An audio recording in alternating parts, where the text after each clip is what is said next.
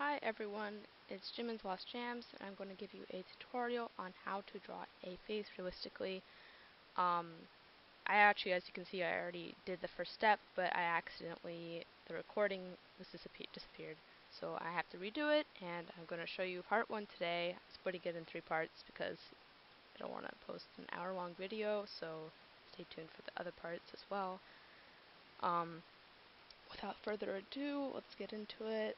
Unfortunately, Photoshop was being kind of annoying with me today, so I had a bit of difficulties. I'm sorry for those. Hopefully they won't bug you. What I'm doing here is I'm taking my color finder tool, or like the eyedropper, and I'm finding the most common color on the face, which in this photo is this pinkish color, and I'm going to color the entire face with it.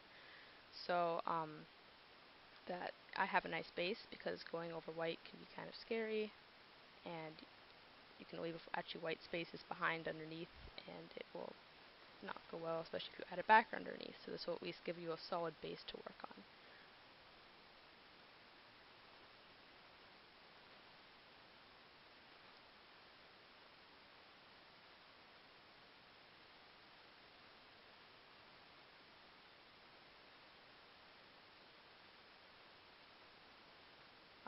As you can see, I'm going actually up the hairline, because you can see his hair is going over his forehead. You can see the skin peeking through, and instead of having to add it in through pieces of hair, we add it underneath, so that we add the hair on back first, which is why in my other tutorial I posted on Amino, I mentioned how I usually don't do hair first, because it can be temperamental and there could be things to put underneath it. So right now what I'm doing is I'm taking the shades on the chin, and I'm going in with just my regular drawing tool, and I'm just adding the colors in where they are. I'm not blending them or anything. I'm just blocking out where colors should be.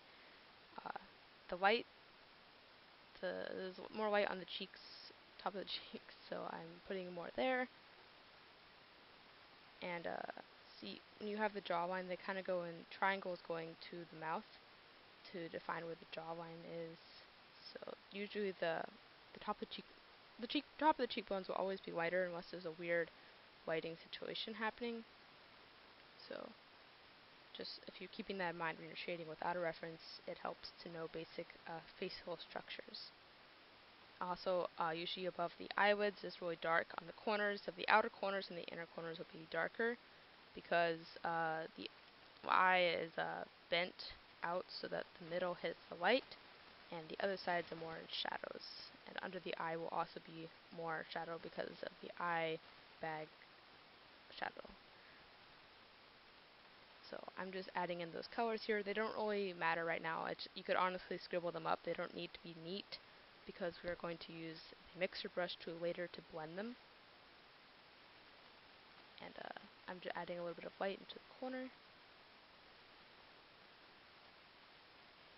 But what we don't want to do is we don't want to add anything that's not a skin color, so that's why I'm leaving the eyes bare, because when we're blending, we're going to go right over the eyes, and the fact that there's going to be if there was a dark black or blue in this example, I'm pretty sure, it would really mess up with the other colors and make it very muddy, so we're going to ignore the fact that the eye is there for now and go right over it.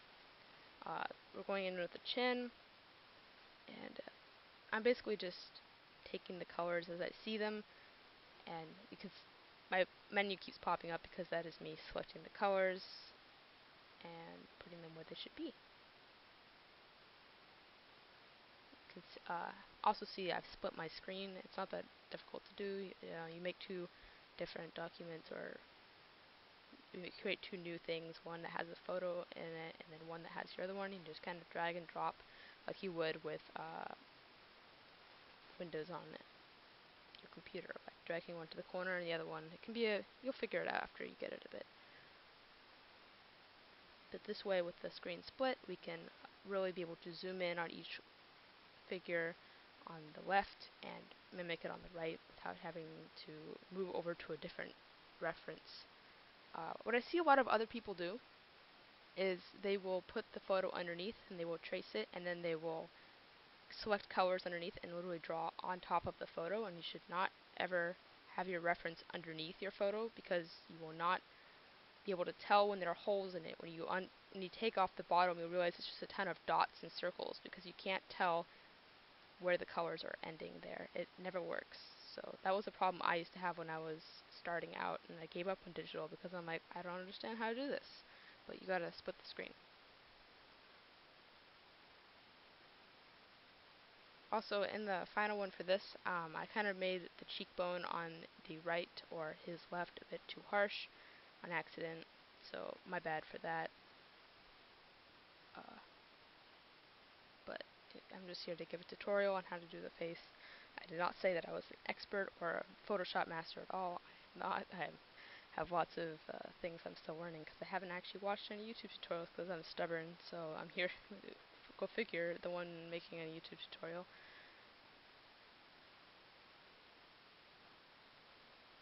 Also, you might notice that the brush I'm using, it looks like I have a really large brush on, and it's not as big as it looks, but I have a pen with a lot of pen pressure, so I don't press too hard, so I potentially can go as big as the circle you see on the screen drawing, but I don't because I draw with not much pressure, and it still destroys my pen, and I had to get a new pen nib soon.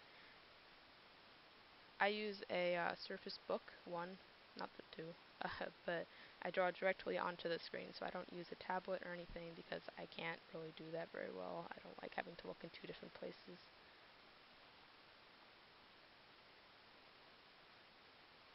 I accident sometimes when I'm selecting my tool, I'll accidentally, on the right you can see the OK button is right on top of the menu with all the colors, so I accidentally did that, and I've done that a couple of times. I moved it later, and it was a bit temperamental as well. My computer was being very laggy, as you can see, so I probably should have restarted it, and I probably should have gotten a different recorder after it deleted my recordings 3 times. But I'm not very good at technology, so sorry for the quality of this tutorial. I'm just trying to give my point of view on how I do this. Usually the eyes over the nose, at the top of the bridge of the nose, will have a more darker shade. This is a similar pattern of that all faces usually follow. There's also light going down the nose. The cupid's bow will be highlighted. Places that are hitting the light that pop out more are the chin, cheeks, and nose, and cupid's bow. And places more in the shadows are the cheekbones, bottom of the nose, corners of the lips, under the eyes, and above the eyes, and over the top of the nose, where around where the eyes are, in kind of a rainbow shape. Even without a reference, I could tell you that, but what I use the reference for is mainly for color references, for I can get the photo to really look, or the picture just to look right like the reference, so you can make a photo-like picture. Again, I accidentally chose the wrong color. You can just do undo. It's not going to hurt you. I tried moving it, and it just added a lot of other problems. Uh, As you can see also, I'm not blending it anywhere because I like to blend everything at once because then you don't have to go back and forth as much. And it's kind of annoying to go back and forth because you have to, if you're on a tablet flipped over, you have to hold and press the paintbrush tool to go to the mixer brush tool, and it can be kind of annoying and it takes time.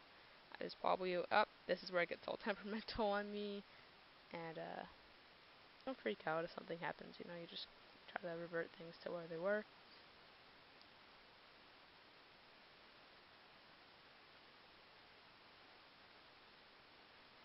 Another issue I see a lot of people drawing is they'll make the sides of the nose really, really dark or outlined. As you can see in my outline, I did not outline them at all because I only outlined the nostrils barely, and honestly that's a little bit too much even, but I use it for a reference to myself to where they are.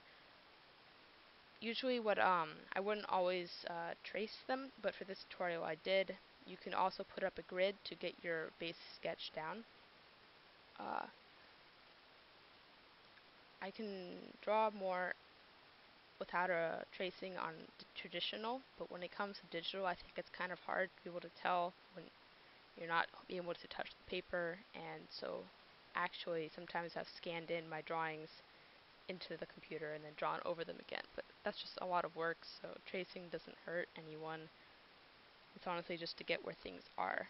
But if you leave it as a trace drawing, that I don't consider that art, because honestly it's just taking the photo and outlining it. So but it's really not that hard to just go in and add colors as long as you know what to do. You might also notice that I'm not adding the nostrils right away. I usually go from lightest to darkest in general areas. Not always, but I try to because it makes it easier. If you're adding a darker color and you're trying to add a lighter color underneath it, you're going to have to go around that object.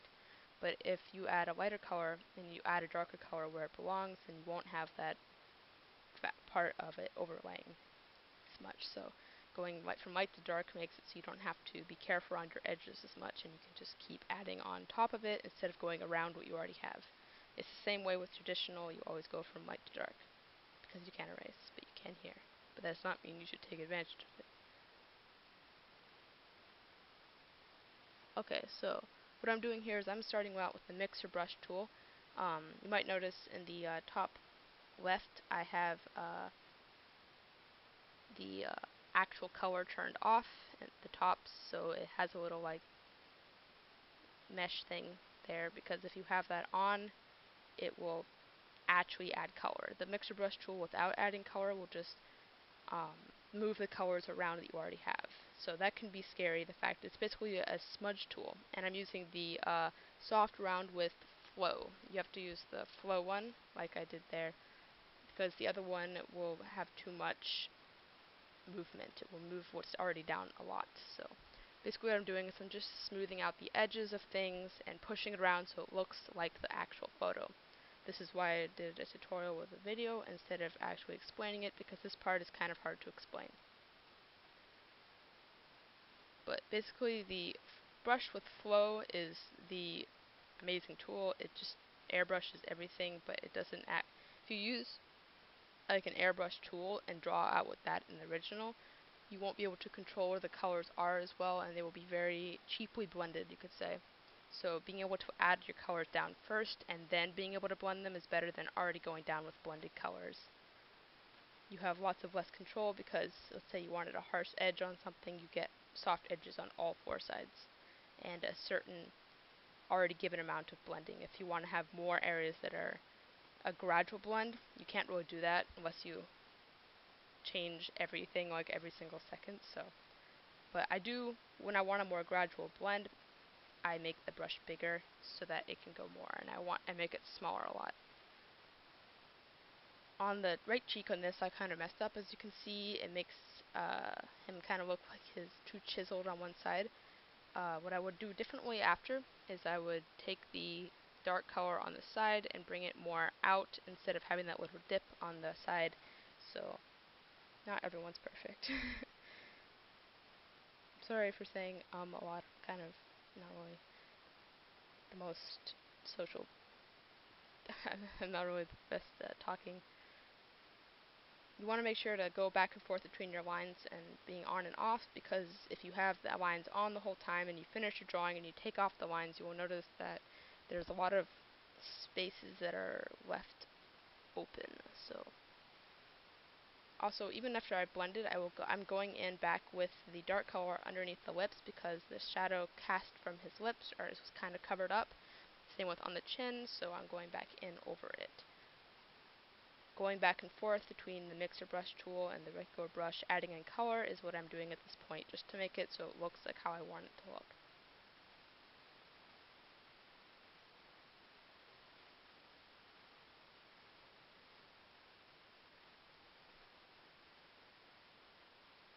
See, sometimes on accident, what this happens is where the pen pressure is incorrectly detected, and it will get all the pen pressure out all at once, which is the large circle, which accidentally happens.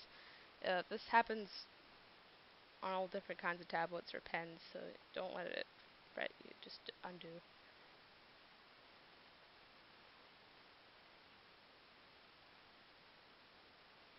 This is where I was being kind of temperamental. I just want to zoom on the nose.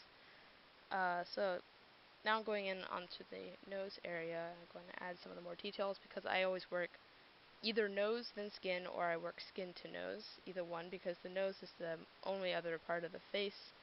The eyes and the mouth are different colors, so the nose brings in the same color palette as the rest of the face, and it blends in nicely with the face. The nose You kind of, when you don't have it, it makes the face look kind of empty, but the mouth and the eyes you can add in later. The nose usually casts a shadow that will go kind of into the cupid's bow, where it does here. As you can see, it kind of dips into it. I'm just adding in the colors where they should be, and making sure to add that transition shade there because I'm going to go blend over it.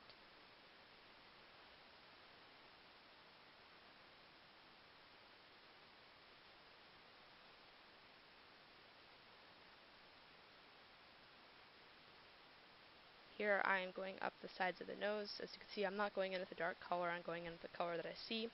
When selecting the color with my color selector, I always make sure to find the darkest color I can for where I'm looking, because if you just take the wrong color, you'll realize it doesn't go there, and so you have to find the color you're looking for. And sometimes on low quality photos, they can be very pixelated and have a lot of other colors that aren't actually there, and so you have to be careful when you're choosing your reference or when you're choosing your color off of the reference.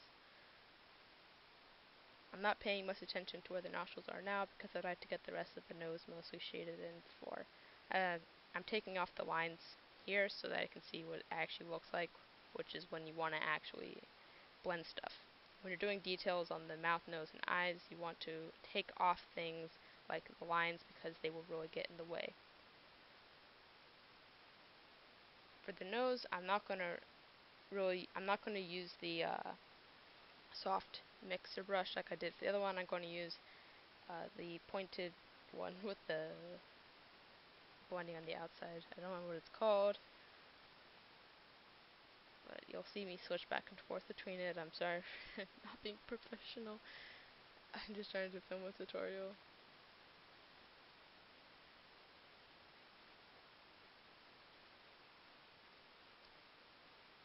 I'm not sure why I'm pausing here. Oh, it's probably just technically. Oh, there we go.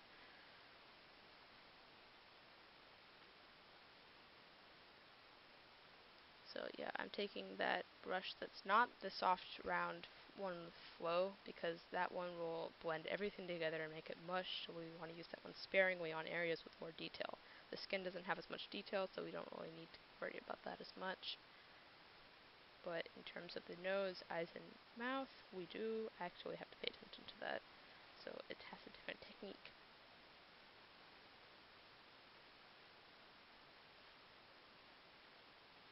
Right now I'm just adding in some color.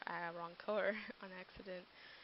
Gotta make sure you have two colors on the bottom right, as you can see, that you currently have in your palette. And if you accidentally choose the bottom one when you're clicking on it, you can change the opposite colors. You'll have to switch them. I'm also adding in a little bit of very light shading around the side of the nose in a triangular kind of shape that goes out of the nose and on the bridge to shade it. It also goes around the outside of the nostrils, making it more of oval, so it has different parts. When you're drawing a nose, you can draw 3 circles that intersect, and then that'll kind of give you an idea of the 3 segments of the nose. So the tip of the nose, the middle circle, will always be the one with the most light on it. It's the bridge of the nose, and the other parts are a bit lower down than the others, as you can imagine. So yeah, now I'm going in with the flow to blend those in with the middle highlight down the nose, because this is the part that's less detailed. You only use the other brush when you're wanting to add more sharp lines, but also blend it, which you will use a lot, trust me. Especially on hair, which was in my hair tutorial, I basically used only that brush, and it's my lifesaver. I am going down the bottom of the bridge of the nose to blend it out a little bit into the skin on the cupid's bow to soften that shadow. And on the edges. When we want to use the more detailed mixer and brush, it will be around the nostrils, because there's a dark line on light lines, so it's more susceptible to having detail on it.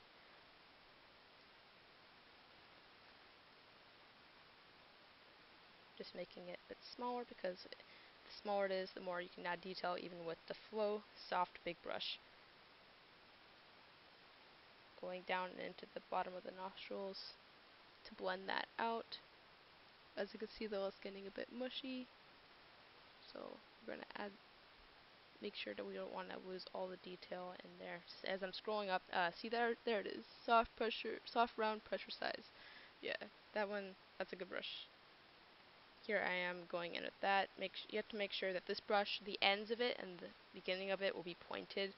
So the harder you press down, the more it'll be soft, but you want to make sure to do small, many little tiny small brush strokes, basically, so that it doesn't drag out the color too much. If you want to keep going at it, you have to make very small, repetitive strokes. You can't just make lots of them. And you can basically shape anything with this. You can shape outsides and you can drag any color anyway. So honestly, it doesn't matter where you put your color as much as how you blend it.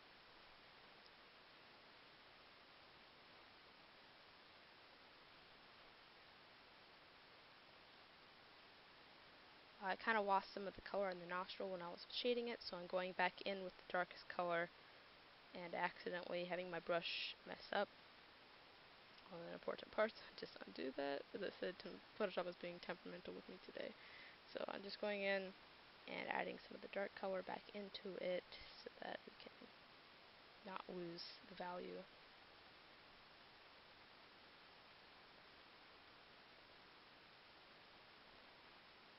Honestly, using this technique, it's very easy to get a hang of and being able to create art without much actual technique. What I get like on traditional, I feel like especially in or creating an own kind of semi-realism or anime style of your own, it requires more research. While this requires more of just copying exactly what you see, so it's not as difficult as you think for a random person who's never really gotten into art to get into.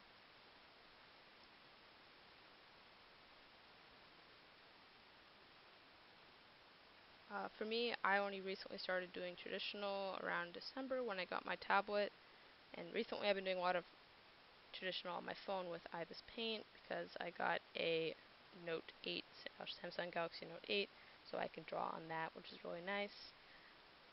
But time to go back to Photoshop as well because you will never have as much detail and quality when drawing on your phone. You can't go in and get those very small details. It will also not save it in as high of quality as it could. Here I'm going back in with the brush with flow to kind of add a little bit of the shading going up the sides of the nostrils. All of this last little bits I'm doing is fit to my preference. It's not exactly needed or required, but it's what I want to add on because I don't feel like it's ready yet. So that's it for this part 1 tutorial. I'm going to add part 2, which will be on the lips. This will be in the description below, and I'll probably add a pop-up on the screen. Thanks for watching, and I hope you stay tuned for part 2.